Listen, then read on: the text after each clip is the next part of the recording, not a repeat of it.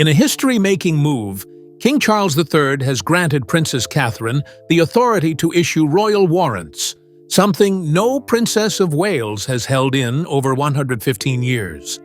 The last to enjoy this privilege was Princess Mary of Teck in 1910, making this a landmark moment for royal women. Palace insiders call it a vote of absolute confidence in Catherine's judgment, placing her at the center of Britain's commercial and cultural influence in a way never before seen in the modern monarchy. King Charles's historic announcement. It was 10:00 a.m. on July 21, 2025, when Buckingham Palace released the statement that set royal watchers abuzz. In a carefully worded announcement, King Charles III confirmed that Princess Catherine, the Princess of Wales, would now hold the rare authority to grant royal warrants. This was not just ceremonial recognition. It marked the first time in more than 115 years that a woman in her position had been given this economic and symbolic power. The move instantly drew comparisons to Princess Mary of Teck in 1910, the last Princess of Wales to wield such influence. Royal aides revealed that the decision had been months in the making, discussed privately between the King, Prince William, and senior members of the Lord Chamberlain's office. By placing this authority in Catherine's hands, Charles signaled a strategic blending of tradition and modernization. It was a nod to the monarchy's deep history, yet also a calculated step toward a more inclusive future, one that gives women greater operational roles beyond the public-facing duties of charity visits and ceremonial appearances. Observers noted the announcement's timing was no accident. Coming just as William's own royal duties had expanded, he had recently overseen a 5-day Commonwealth Business Forum in Singapore. It positioned the couple as a unified front.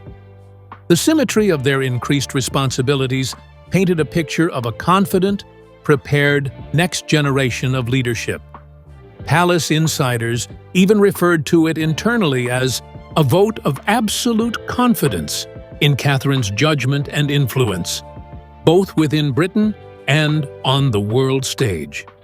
The significance is hard to overstate. Royal warrants are more than decorative honors. They represent direct endorsement by the royal household and can transform the fortunes of businesses. Giving this authority to Catherine places her at the crossroads of heritage, commerce, and cultural influence, exactly where the monarchy must thrive to stay relevant in the 21st century. It is both a symbolic coronation of her as a future queen-in-waiting and a practical empowerment in shaping Britain's commercial legacy. This unprecedented announcement instantly sparked renewed interest in the tradition itself. Many members of the public, especially younger generations, had only a vague understanding of royal warrants or why they matter beyond ornate packaging. Yet these seals of approval carry centuries of prestige, influencing trade, tourism, and national identity.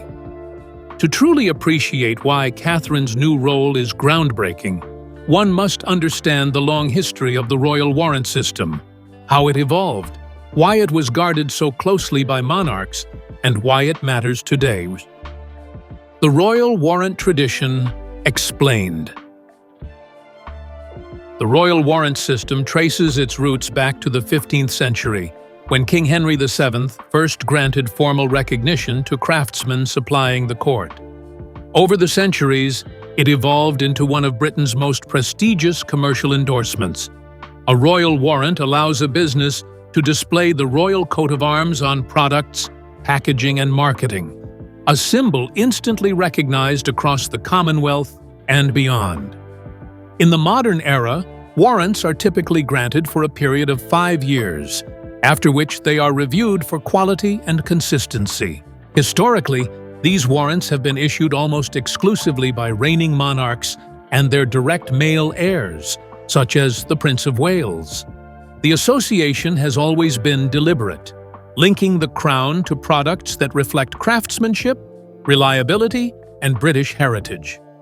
In the 19th century, warrants helped promote iconic names like Twinings Tea and Burberry, turning them into household brands.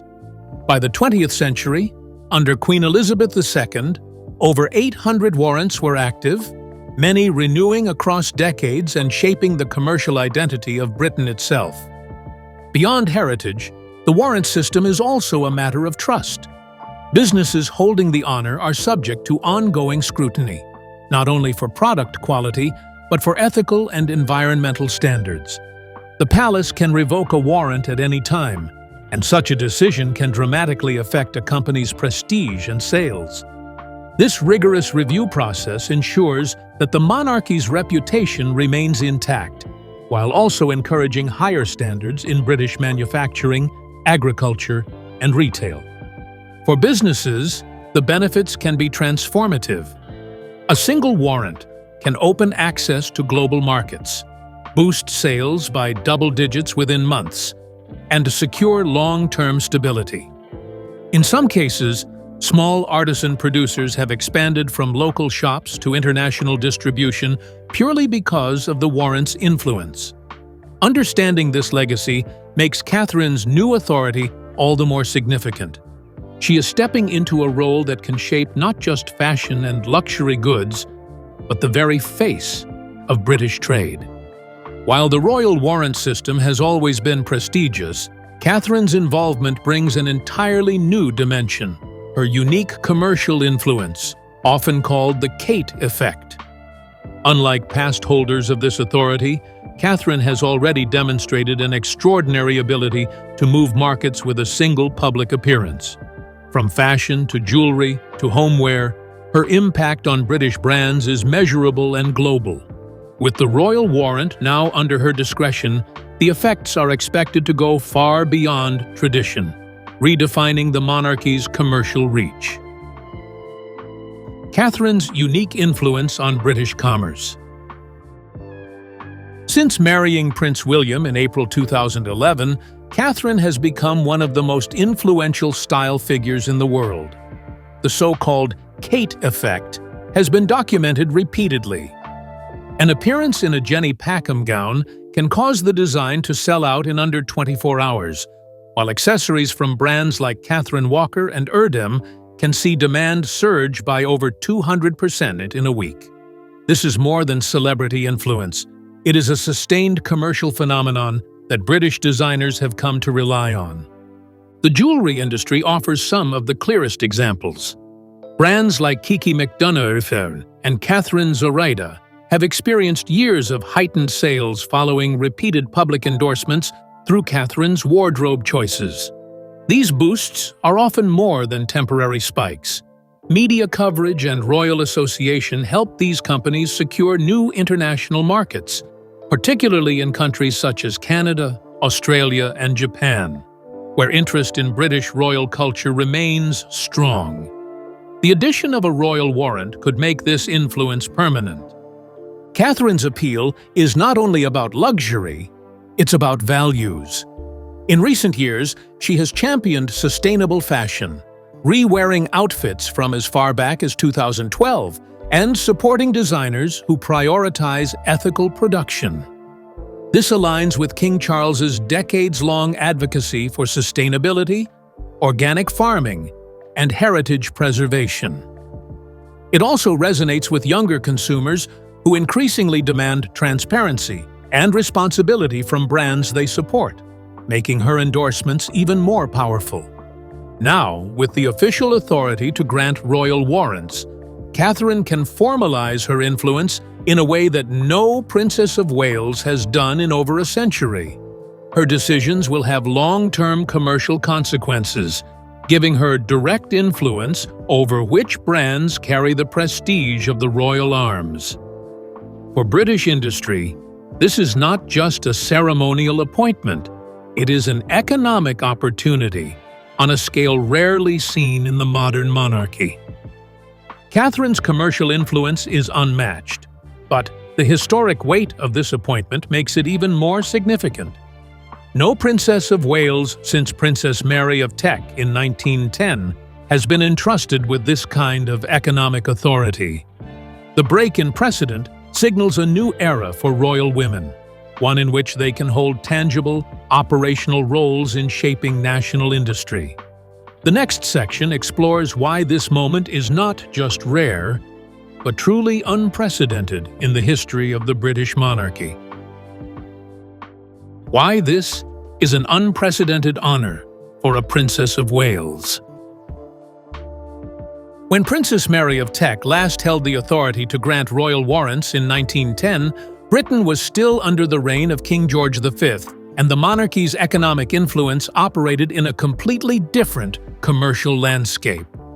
At that time, the warrant system was a male-dominated sphere, presided over by reigning kings and, occasionally, the Prince of Wales. For over a century, no Princess of Wales was granted this role, making King Charles III's 2025 decision to empower Catherine a historic breach of precedent. This authority embeds Catherine directly into the economic machinery of the monarchy.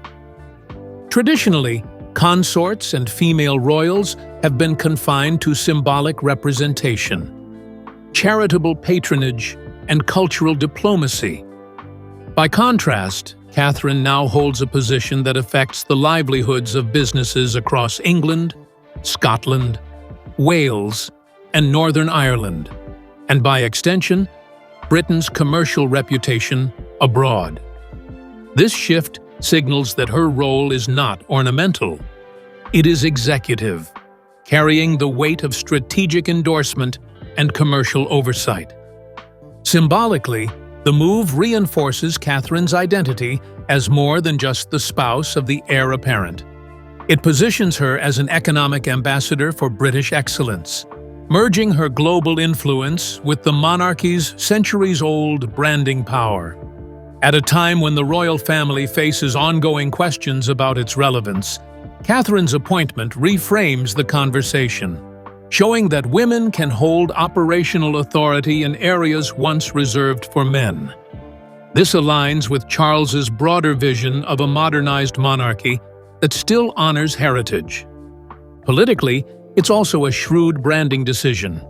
With William stepping into a greater share of public duties in 2025, the couple is being presented as a cohesive unit. He with leadership in diplomacy and policy, she with authority and economic influence and cultural representation. This dual-focus approach mirrors the reigns of past power couples in British history, but with the modern twist of transparency, sustainability, and inclusivity. It's a deliberate statement that the monarchy's future will be both shared and strategic. While Catherine's appointment makes headlines, the process by which royal warrant holders are selected is equally important to understanding the scale of her influence. Far from being a ceremonial rubber stamp, the selection process involves rigorous checks, layers of ethical scrutiny, and ongoing review. The businesses she chooses to endorse will represent not just her taste, but her values. And those choices will reflect directly on the monarchy itself. The next section takes us inside the precise and highly selective world of royal warrant appointments. The selection process for royal warrant holders. The appointment process begins with businesses already supplying goods or services to the royal household.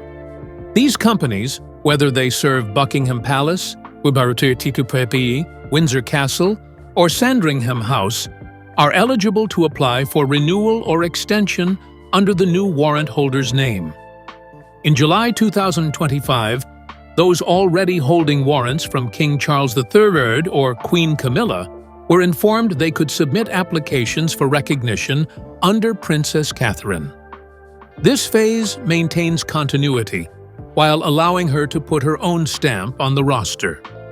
The second phase, scheduled to begin in January 2026, will open applications to new businesses. Here, the process becomes much more competitive.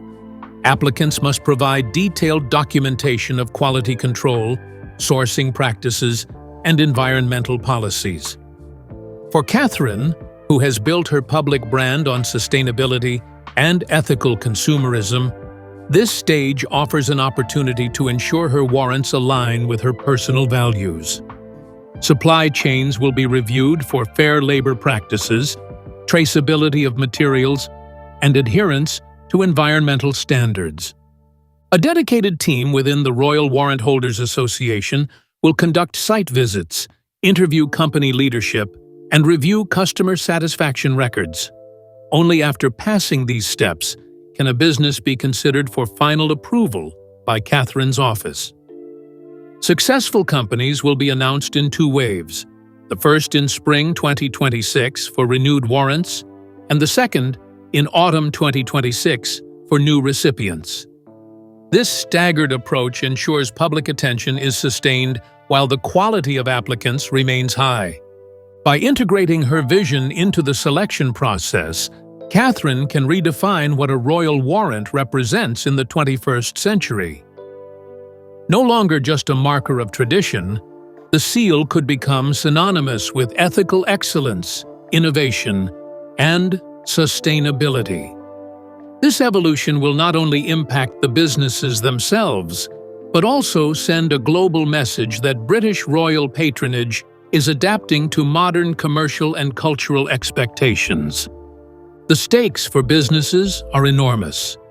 Receiving a royal warrant from Catherine could transform a brand's fortunes overnight. The combination of her personal market influence and the formal prestige of the warrant has the potential to create an unparalleled commercial ripple effect. From luxury fashion houses to small artisan workshops, the benefits could be life-changing. The next section explores how her endorsement power translates into measurable economic impact, and why her role could become one of the monarchy's most influential in decades. The economic ripple effect of Catherine's endorsement. The Kate effect is already a proven economic force, but attaching a royal warrant to that influence takes it to an entirely new level. In retail studies conducted after her high-profile appearances, such as wearing a Beulah London dress in 2023, sales surged by more than 150% within a week. Now imagine that kind of impact not for a single event, but as a sustained 5-year association backed by the Royal Coat of Arms. For small and mid-sized brands, this could mean exponential growth. Royal warrants often lead to double-digit percentage increases in sales within months, even without the added media magnetism Catherine brings. When combined, the effect could be transformative, opening access to lucrative markets in Canada, Australia, New Zealand, and beyond. For luxury goods, this can mean expanded distribution to global department stores. For artisan producers, it can translate into international press coverage and entry into export markets that were previously out of reach. Smaller British brands stand to gain the most. For example, during Queen Elizabeth II's reign, artisan chocolatiers and regional cheesemakers experienced multi-year growth after earning a warrant, with some doubling production capacity within 18 months. Catherine's selective approach could amplify these effects, giving niche, ethically minded brands a platform that blends modern appeal with traditional prestige. Her influence also extends to lifestyle sectors like home decor and wellness, where her choices are closely followed by millions. Internationally, the commercial ripple effect positions the monarchy not just as a ceremonial relic, but as an active participant in promoting British industry. In an era when soft power is as critical as diplomatic influence, Catherine's warrants could serve as economic ambassadors in their own right.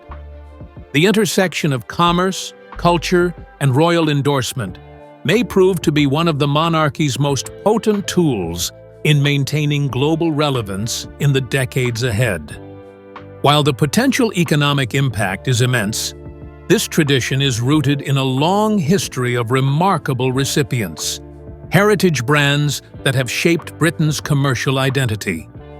Understanding who has held warrants in the past offers context for how Catherine might shape the next generation of honorees.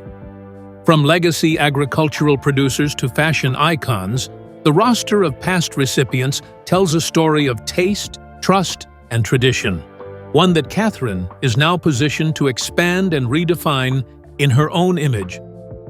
Historical examples of warrant holders. The royal warrant tradition has a long and colorful history, with recipients ranging from global luxury brands to humble artisans. In the 18th century, warrants helped cement the reputations of suppliers like Lock & Cote Hatters, established 1676, whose hats graced the heads of monarchs for generations. By the 19th century, companies such as Twinings Tea and Fortnum & Mason were not just suppliers, they became emblems of British refinement, recognized across Europe, India, and the Caribbean for their royal association. In Queen Elizabeth II's reign, more than 800 active warrants were held, spanning industries from tailoring to agriculture.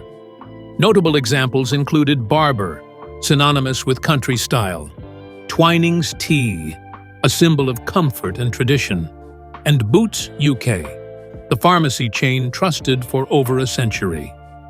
Even smaller-scale producers benefited enormously.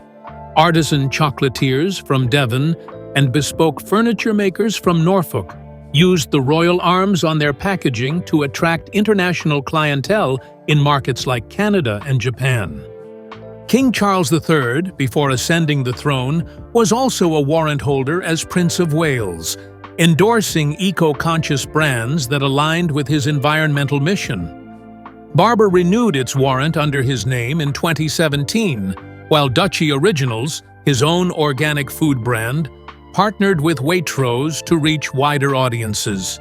This focus on sustainability now mirrors Catherine's personal values, hinting at the kinds of businesses she might champion. Past precedent shows that warrant holders reflect the tastes and ideals of their patron, and with Catherine, that influence could take a modern turn. The legacy of these recipients illustrates how powerful the warrant system can be. From rural cheesemakers to luxury perfumers, all share one common thread: the trust of the royal household. For Catherine, inheriting this tradition is more than a privilege. It's a responsibility to uphold and evolve a standard that has shaped British commerce for centuries. The brands she selects will join a lineage that has influenced trade, culture, and craftsmanship for over 500 years. Catherine's vision for the royal warrant system is not happening in isolation. It aligns seamlessly with the values of King Charles III. Both share a deep commitment to heritage, sustainability, and the preservation of British craftsmanship.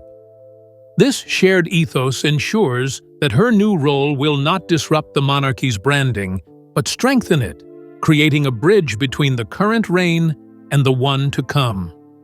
Understanding this alignment offers insight into why the king's decision was not just symbolic, but strategic. Catherine's alignment with King Charles's values. King Charles III has spent decades advocating for environmental stewardship, heritage preservation, and sustainable enterprise.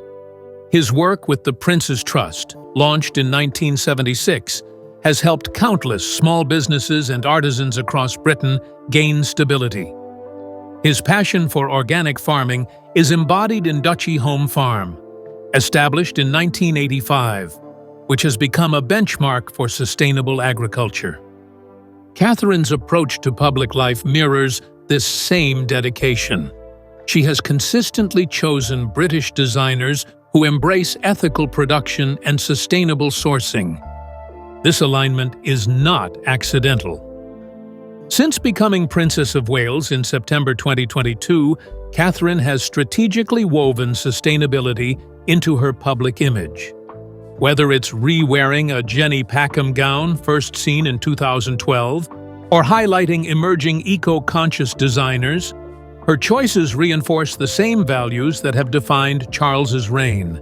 The fact that their visions align makes her appointment to grant warrants a seamless extension of the king's own mission for the monarchy's role in modern Britain. Beyond environmental priorities, both Charles and Catherine understand the importance of preserving Britain's artisanal heritage. Catherine's patronage of craftspeople, such as supporting British milliners during the 2023 coronation, mirrors Charles's backing of traditional trades like stone masonry and timber framing. These efforts are not just about nostalgia. They are about ensuring these skills survive into the next century, protecting jobs and sustaining rural economies. By positioning Catherine as a warrant holder, Charles signals a deliberate continuity of policy and image. It tells the public and the business community that the monarchy's standards will remain consistent across reigns. For brands seeking endorsement, it also sends a message.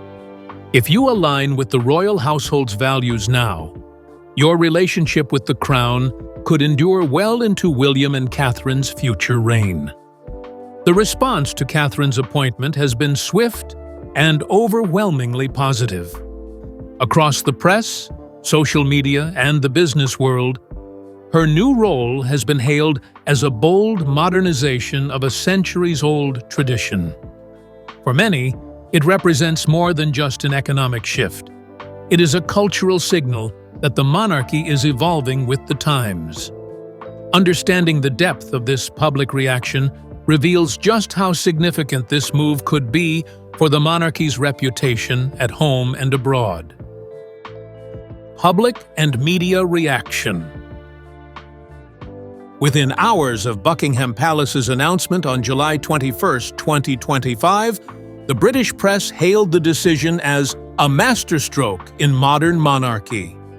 The Times ran with the headline, "Kate's Seal of Approval, a century-old first," while the Daily Mail praised it as bold and brilliant modernization. Social media was equally effusive. Hashtags like #KateEffect and #RoyalWarrantRevival began trending within 3 hours, amassing millions of impressions in the UK, Canada, and Australia. Supporters saw the move as a long-overdue recognition of women's capability to shape economic as well as ceremonial aspects of royal life.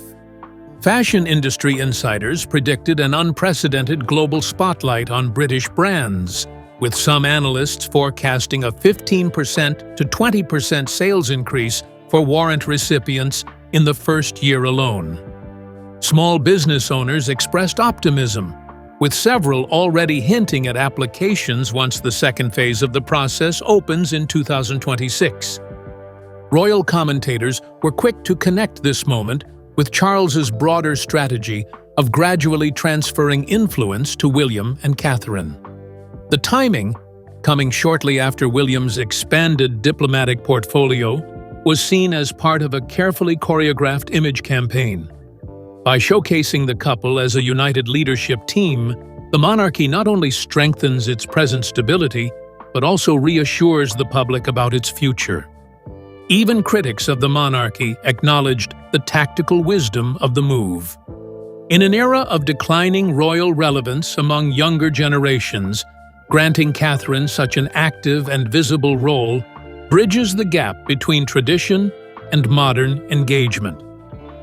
Her track record of connecting with the public, combined with tangible commercial impact, makes her one of the monarchy's most valuable assets heading into the next decade. While the media reaction has been positive, the real question is how this decision will shape the monarchy's legacy in the long run.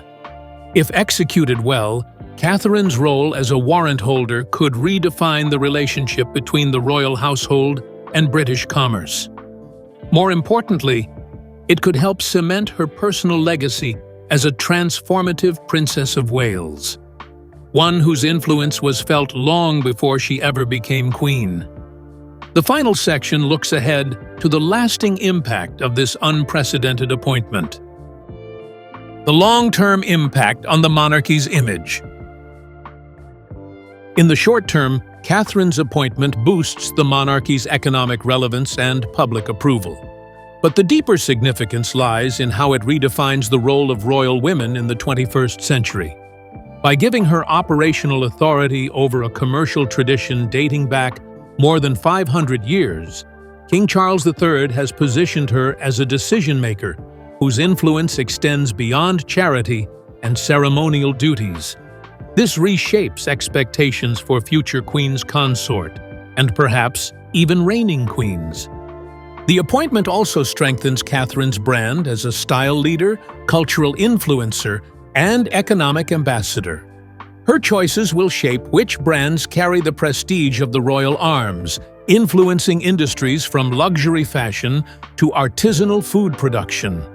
These decisions could create lasting relationships between the Crown and British industry, ensuring the monarchy remains embedded in the nation's commercial identity. For younger generations, this evolution presents the monarchy as progressive, relevant, and engaged in the realities of modern economic life. Catherine's public image, professional, relatable, and principled, offers a model that blends tradition with contemporary appeal. It's an approach that could keep the monarchy culturally resonant in a rapidly changing Britain. If history remembers this moment as the start of Catherine's transformative influence, it may well define her legacy long before she ascends the throne. Much like Queen Alexandra in the early 1900s or Queen Mary in the 1920s, she could become a consort whose actions shaped the monarchy's course. Only this time, the change is happening in real time, in an era when every decision is instantly amplified on a global stage. With this unprecedented honor, Princess Catherine steps into a role that will shape British commerce, heritage, and the monarchy's image for decades. Her ability to blend tradition with modern influence makes her one of the most powerful figures in royal history long before she becomes queen. From iconic fashion houses to small artisan brands, her endorsements will carry global weight, ensuring her legacy is not just about ceremony, but about tangible, lasting impact on Britain's cultural and economic future.